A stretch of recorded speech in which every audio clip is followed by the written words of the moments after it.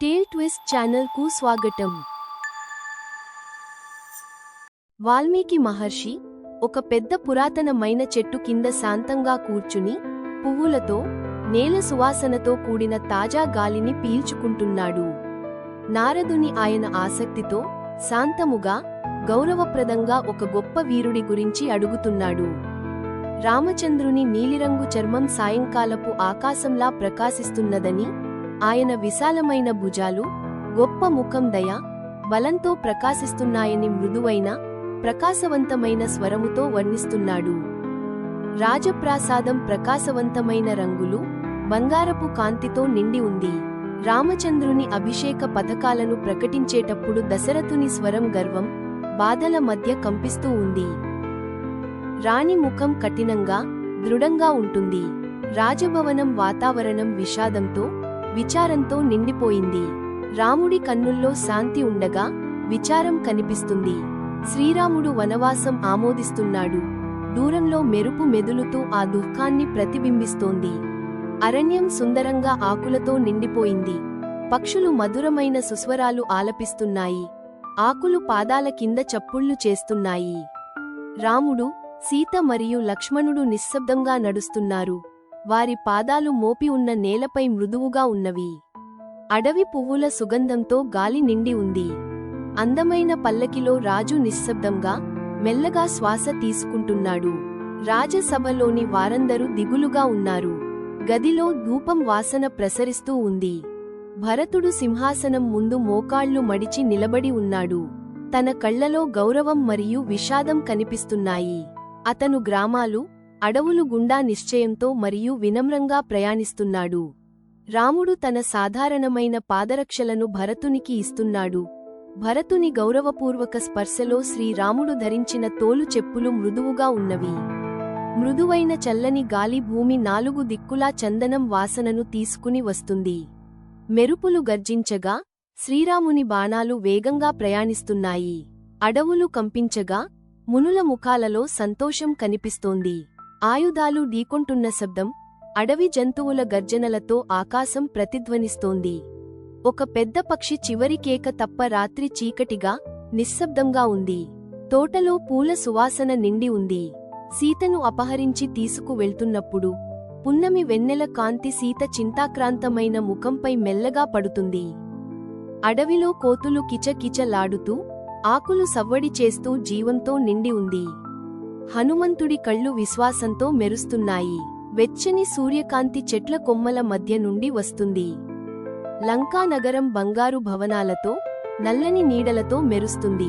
సీత అశోక వనంలో ప్రశాంతంగా కూర్చుని ఉంది. మెల్లని గాలి ఆమె శరీరాన్ని తాకుతుంది. రాముడి ఉంగరాన్ని ఆశతో గట్టిగా పట్టుకుని ఉంది. యుద్ధభూమి ఘోర గర్జనలతో, ఆయుధాల ఘర్షణతో కంపిస్తోంది. ఆకాశమంతటా దట్టమైన పొగ మరియు అగ్నిజ్వాలలతో నిండిపోయింది. రాముడి బాణాలు సూటిగా ప్రయాణిస్తున్నాయి. శ్రీరాముని బాణాల తాకిడికి రావణుడు మూర్ఛిల్లాడు. విజయంతో భూమి కంపిస్తోంది. అయోధ్య నగరం బంగారు వెలుగులతో ప్రకాశిస్తోంది. ప్రజలు ఆనందంగా ఉత్సవం జరుపుకుంటున్నారు. పూలవాన కురుస్తోంది. మధురమైన సంగీతం గాలిలో వినిపిస్తుంది. చందనము మరియు మల్లెపువ్వు సువాసన అందరినీ ఆనందింపజేస్తోంది. మెల్లని గాలి మంత్రాల ధ్వనిని మరియు పవిత్రమైన ఆకుల సవ్వడిని మోసుకొస్తోంది. రాముని కథ మార్గదర్శక దీపంలా ప్రకాశిస్తూ, దానిని వినే వారందరికీ శాంతి మరియు మంచితనాన్ని ఆశీర్వదిస్తోంది.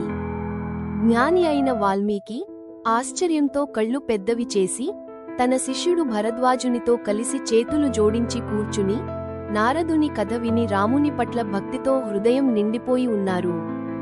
నారదుడు వెళ్లిపోయిన తర్వాత వాల్మీకి, భరద్వాజునితో కలిసి తమసా నది స్వచ్ఛమైన నీళ్ల వైపు నడుస్తూ, దాని పవిత్రతను చూసి ఆశ్చర్యపోతూ, దానిని ఒక మహనీయుని మనసుతో పోల్చుతున్నారు. వాల్మీకి, భరద్వాజుని నుండి నారచీరను తీసుకుని, ప్రశాంతంగా దానిని చుట్టుకుని, పవిత్రమైన నదిలోకి దిగి, ప్రార్థనాపూర్వకమైన స్నానాన్ని ప్రారంభిస్తారు. మహర్షి అడవిలో తిరుగుతున్నప్పుడు రెండు క్రౌంచ పక్షులు రెక్కలు రెపరెపలాడిస్తూ, ఆనందంగా మధుర స్వరాలు మార్మోగిస్తూ ప్రేమతో నృత్యం చేయడం చూశాడు. అకస్మాత్తుగా ఒక బాణం వచ్చి మగ క్రౌంచ పక్షి గుండెకు తాకింది. ఆ క్రౌంచ పక్షి రెక్కలు రక్తసిక్తమయ్యాయి. విలవిలలాడుతూ ప్రాణాలు విడిచింది. అంతట భర్త వియోగంతో ఆడపక్షి దుఃఖంతో బిగ్గరగా రోదించడం మొదలుపెట్టింది. కన్నీళ్లతో వాల్మీకి పెదాలు వణుకుతాయి. దుఃఖంతో కదిలిపోయి అతని శోకం నుండి ఆసువుగా శ్లోకం రూపంలో బయటికి వస్తుంది. ఓ వేటగాడా, ప్రేమలో ఉన్న ఈ పక్షిని చంపినందుకు నీకు శాంతి దొరకదు, శాశ్వతమైన అపకీర్తిని పొందుతావు. తన మాటలకే ఆశ్చర్యపోయి వాల్మీకి భరద్వాజునితో గుసగుసలాడతాడు.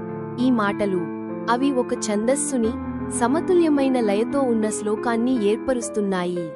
వాల్మీకి నోటి నుండి పవిత్రమైన శ్లోకం వెలువడిన పిమ్మట మహర్షి మరియు శిష్యుడు ఆశ్రమానికి తిరిగి వస్తారు. వాల్మీకి మౌనంగా ఆలోచనల్లో మునిగిపోయి ఉంటాడు. తన ఆశ్రమంలో వాల్మీకి గాఢమైన ధ్యానంలోకి వెళతాడు. అకస్మాత్తుగా సృష్టికర్త అయిన బ్రహ్మదేవుడు దివ్య తేజస్సుతో ప్రత్యక్షమవుతాడు. బ్రహ్మదేవుడు వాల్మీకిని ఆశీర్వదిస్తాడు. నీ శ్లోకాలు కావ్యంగా మారుతాయి. రాముని జీవిత చరిత్రను రచించు. అది నదులు మరియు పర్వతాలు ఉన్నంతకాలం సజీవ కావ్యమై నిలిచి ఉంటుంది.